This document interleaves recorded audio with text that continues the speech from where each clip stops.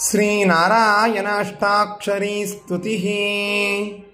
ॐ नमः प्रणवार्थार्थ स्थूलसूक्ष्मक्षराक्षर व्यक्ताव्यक्तकलातीत ओंकाराय नमो नमः।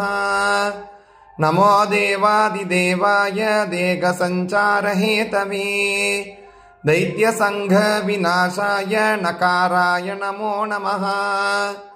मोगणं विश्वरूपं च शिष्टाचारसुपोषितं मोगविध्वंसकं वन्दे मोकाराय नमो नमः।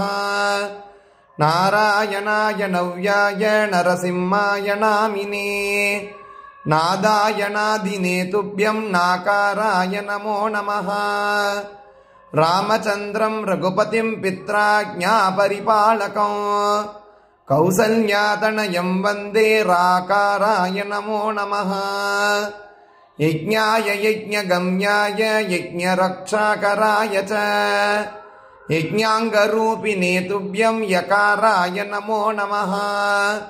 नाकारं लोकविख्यातं नानाजन्मफलप्रदं नानाभीष्टप्रदं वन्दे नाकाराय नमो नमः। यज्ञकर्त्री यज्ञभर्त्री यज्ञरूपाय ते नमः। सुज्ञानगोचरायास्तु यकाराय नमो नमः। नारायणः परं ब्रह्म नारायणपरं तपः नारायणः परो देवगा सर्वं नारायणः सदा। इति श्रीनारायणाष्टाक्षरी स्तुतिः नाम स्तोत्रं सम्पूर्णम्।